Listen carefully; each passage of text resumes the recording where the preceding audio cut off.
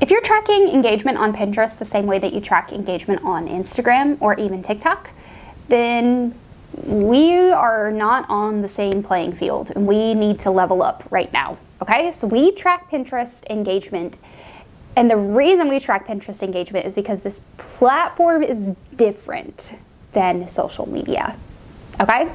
Pinterest is more of a search engine than it is a social media platform. However, they do have components of social media, like comments, and you have some DMs on the platform.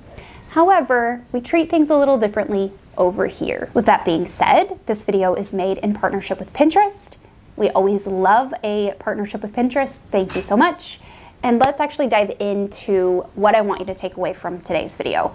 Number one, the 6 types of engagement that can happen on Pinterest. Number 2, how to prioritize those in your own strategy. And number 3, which ones are the most important. That way you know what to prioritize.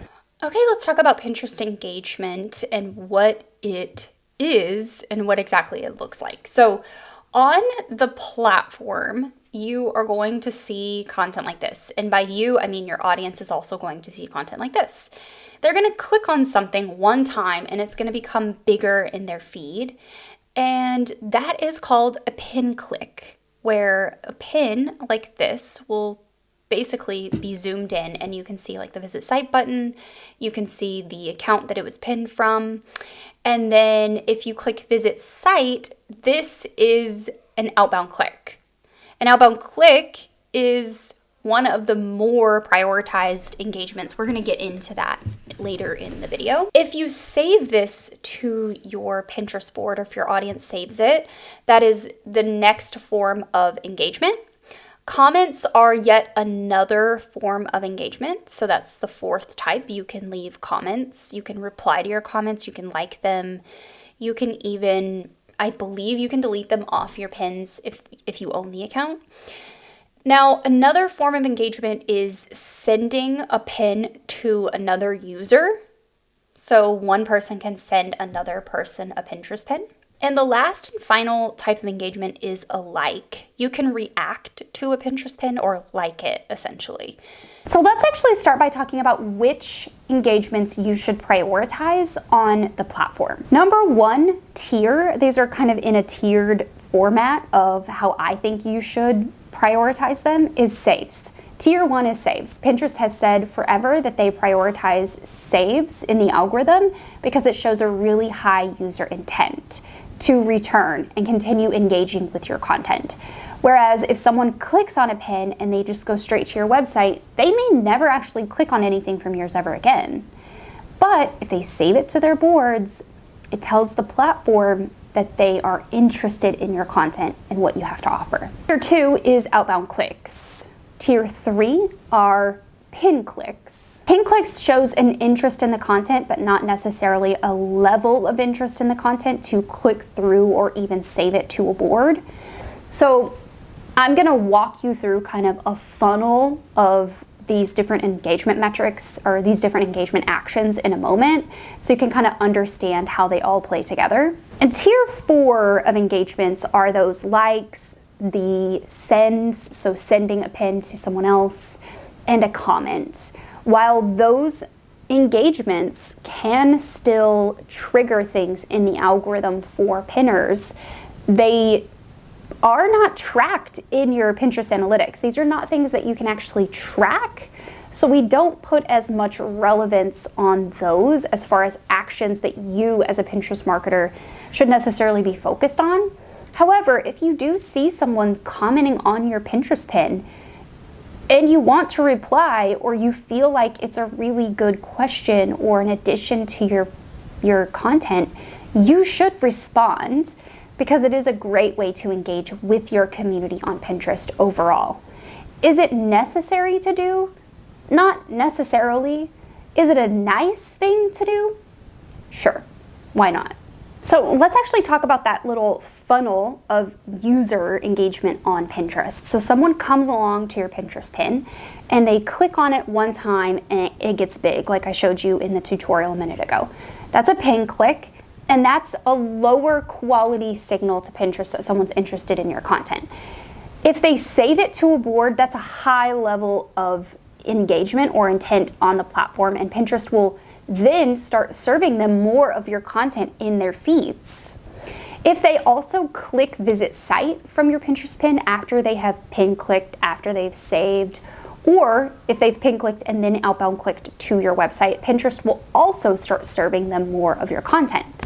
Now, Pinterest will also lightly put in a smattering of your content if they just pin click on your pin as well, but you definitely start seeing the more engagement that happens on your pins. You will start seeing more and more and more pins in your feed from that person. I actually want to challenge you to go test this out for yourself. Open your Pinterest app on your iPad, on your phone, on your computer, and find one person to engage with. And go engage with their pins. Engage with 2 or 3 of them. Click on one, outbound click to another, save a third one, maybe hit a like button on a 4th one, and just watch how much content blooms into your Pinterest feed from that person after you do all of those things.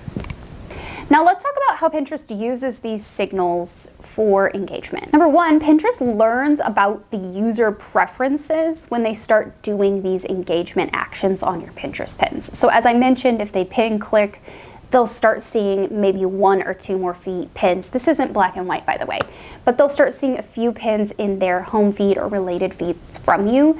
But if they then go on to save, outbound click, on all of those other things, they'll start seeing a wide variety of content. Number 2, saves help Pinterest to serve your content more widely to other people. Because if one person is interested in it and they've saved it, now they've made a copy of it. So not only does your copy exist, but this other copy exists. Pinterest is going to start spreading that content. It's going to have like a cauliflower effect. Outbound clicks can confirm that the content is delivering on the promise of the Pinterest pin, at least in some part. Pinterest does have the ability to send bots to your website as well, as we've talked about in other videos in the past, where they can actually see what's on the other side of the Pinterest pin. So depending on how long someone stays on your website, that is a really good signal to Pinterest that they are interested in your content and they want to see more. And obviously, more engagement is better, and it's going to be more healthy for your account in the long run. So as a Pinterest pin grows legs and continues to run for you forever, it starts to build pin clicks, saves, outbound clicks. It goes far and wide on the platform. Pinterest will continue to serve not only that piece of content, but it can then start to pick up and serve other content of yours as well. Now, the final promise of today's video: what should you as the business owner prioritize in your strategy? Number 1, you should prioritize saves. I have taught on this topic inside of my membership and here on the YouTube channel about creating content that generates saves, content that really helps people to come back to it later. Infographics specifically are things that are generating a lot of saves on my profile and clients' profiles lately. Roundup pins, reference images, mock-ups of things that people can quickly look at without having to visit your website. Now, I know you're thinking to yourself, Heather, I don't want to create pins that people can look at on Pinterest and never visit my website. I get it, but people do that. So we can use that as part of our strategy while also layering in other Pinterest types that drive traffic to the site. Number 2, you should be prioritizing outbound clicks, because that's what's ultimately going to get people to your website, putting things in their shopping cart, joining your email list, reading your blogs, commenting on your blogs, whatever it is. And the 3rd metric that you should prioritize are pin clicks, but it's at the very bottom of the list. Without pin clicks, people can't save. Without pin clicks, people can't outbound click. So you obviously need these 3 things in order to get to the end destination of someone on your website. You also need impressions. That's not an engagement metric. That's just like how many people saw your Pinterest pins metric. But you need impressions for all of the other things to happen, and the only way to get impressions is by publishing. So be analyzing your Pinterest content. I have analytics videos here on the channel if you want to learn more about how to read the actual analytics. But be tracking your Pinterest analytics month over month. Go into your platform, overview, download your reports, save them in a Word doc, a Google Doc, a Google Drive, it doesn't matter. Save your reports for later, translate them into a spreadsheet, upload them to your Pin bot, ask it questions. This way you can track your engagement over time. Now, if you are looking to watch those Pinterest analytics videos, you can obviously watch them over here along with other Pinterest marketing strategies. In the meantime, let me know down below if something specific was surprising to you when it comes to Pinterest engagement. To wrap this video up, I want to answer one final burning question that I've been getting on calls lately, and that is, I'm seeing more comments on my Pinterest pins. Should I make time to respond to them? And while I did answer this question briefly in this video already, I wanted to call this out specifically for anyone that might be wondering. Now, it might be a nice thing to do to engage with your community and continue to build trust on the platform, but it's not super necessary. You don't have to if you don't want to.